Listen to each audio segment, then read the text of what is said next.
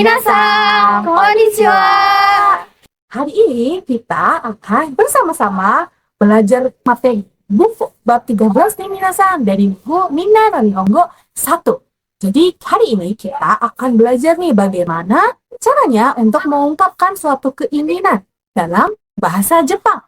Oke minasan, hari ini secara garis besar kita akan pelajari 4 pola kalimat minasan. Yang pertama, kita akan pelajari pola kalimat cara menyatakan keinginan suatu benda dengan menggunakan pola kalimat ga hoshi desu. Nah, yang kedua yaitu cara menyatakan keinginan untuk melakukan suatu aktivitas dengan menggunakan pola kalimat hai desu. Nah, yang ketiga kita akan pelajari bentuk negatif dari pola kalimat yang kedua, yaitu untuk menyatakan keinginan tidak ingin melakukan suatu aktivitas dengan menggunakan pola kalimat takenai desu. Nah, yang terakhir ada pola kalimat ni ikimasu.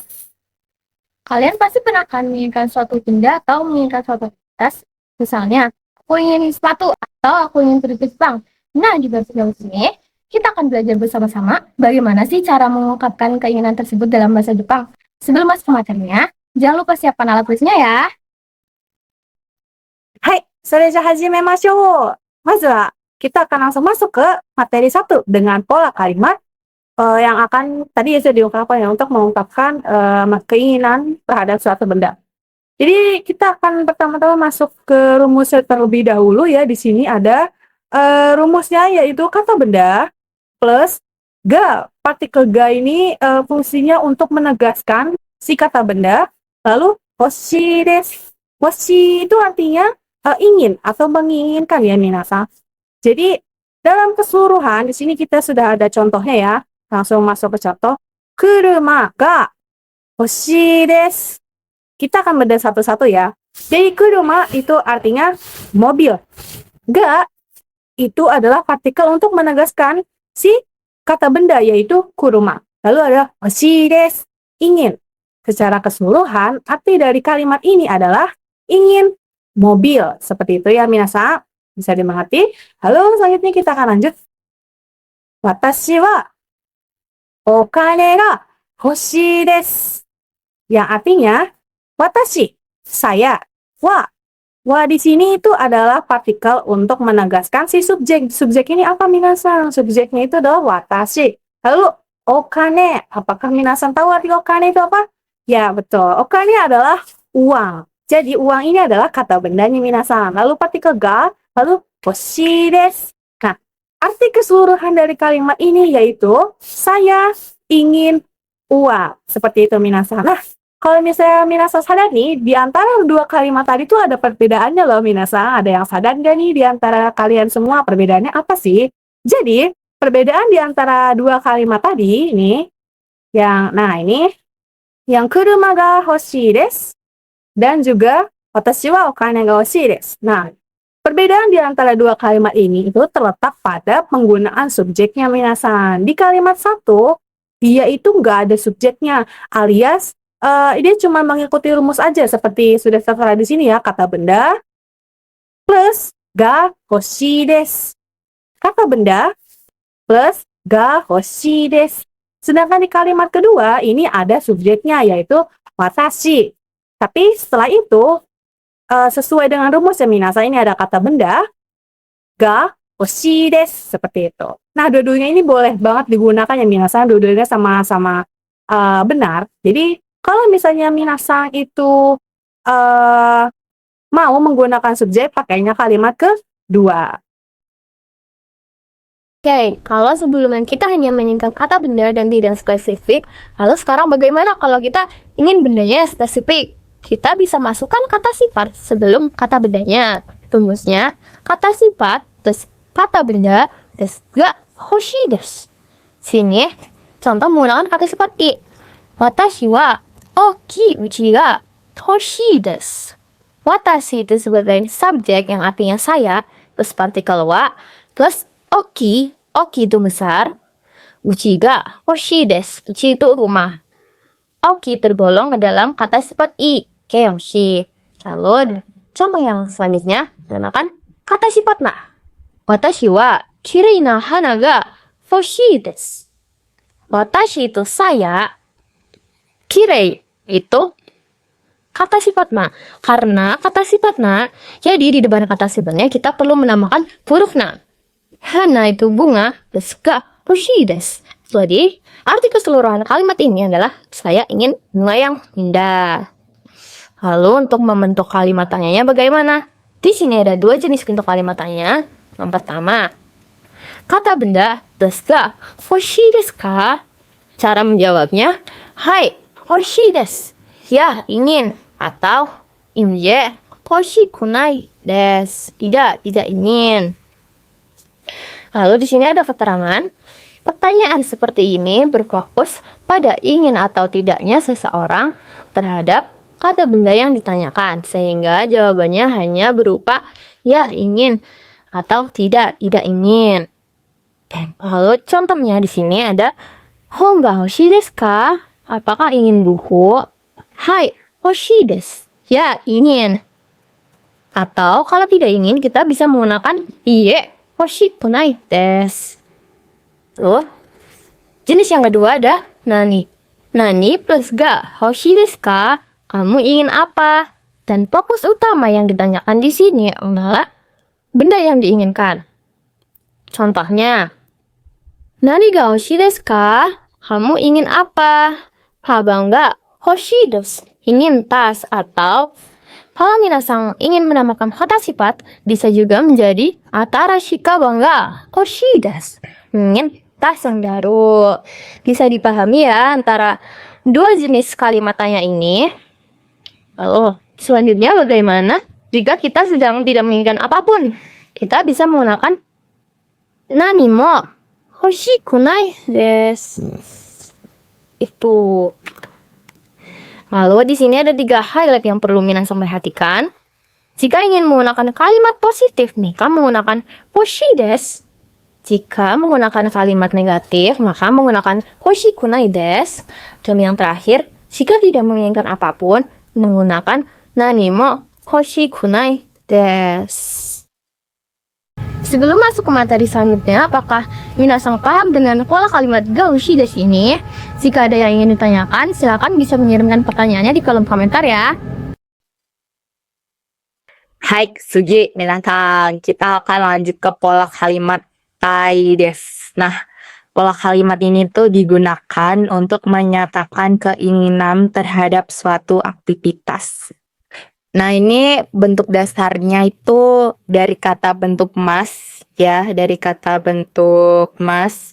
Ini diubah menjadi bentuk tai desu. Nah, sama dengan sebelumnya, minasang, tai di sini tuh juga artinya tuh ingin. Hoshi untuk menyatakan keinginan berupa benda. Sedangkan tai ini untuk menyatakan keinginan berupa aktivitas. Nah, sebelum masuk ke contoh kalimatnya, ini mari kita lihat dulu contoh kotobannya, kosakatanya.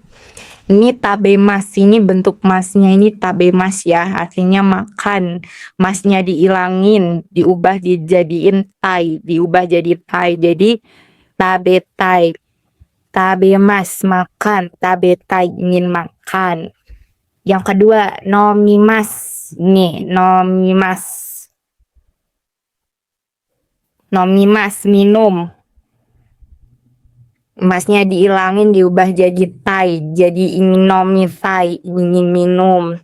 Terus mimas, jadi mitai, ingin lihat. Lanjut ke simas, melakukan.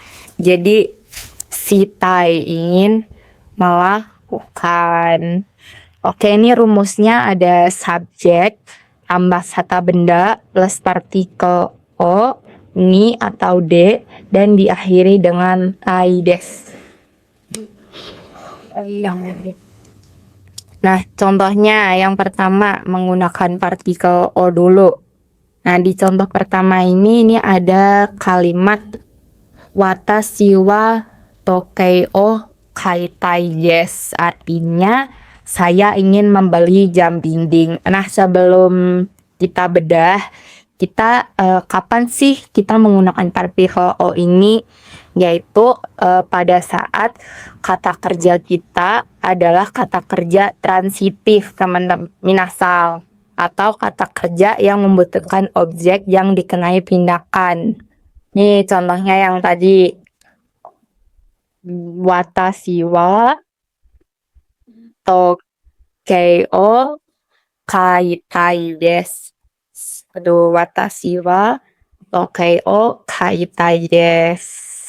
Partikel o ini digunakan pada saat kata kerja kita adalah kata kerja transitif atau kata kerja yang membutuhkan objek yang dikenai tindakan. Ya, tadi udah dijelasin nih contohnya makan, minum, melihat, membaca, dan lain-lain. Nah, di sini tuh watashi. Watashi ini sebagai subjek, yaitu artinya saya. Nah, tokei ini sebagai kata benda yang artinya jam dinding. Lalu o ini partikel ya. Nah, terus faitai desu, kaimas, yang bentuk masnya itu kaimas terus diubah jadi kaitai, bentuk tai, berarti menyatakan keinginan. Saya ingin membeli jam dinding. Oke, kita lanjut ke menggunakan partikel ni. Nah, kapan kita menggunakan partikel ni? Kapan partikel ni ini muncul? Nah, partikel ni ini digunakan saat kata kerja kita berhubungan dengan pertemuan atau aimas atau pergerakan ke suatu tempat. Nih, contohnya ini ada kalimat watashi wa tomodachi ni aitai desu. Diingat ya, di sini kata bendanya itu tomodachi. Kata bendanya ini tomodachi. Nah, ini sebagai partikel. Terus aitai desu. Aitai desu itu bentuk masnya aimas ya. Diubah menjadi diubah ke bentuk tai jadi aitai desu. Ingin bertemu. Oke. Kita lanjut ke menggunakan partikel D. Kita bisa menggunakan partikel D jika kita ingin melakukan suatu kegiatan di suatu tempat. Contohnya ada watashi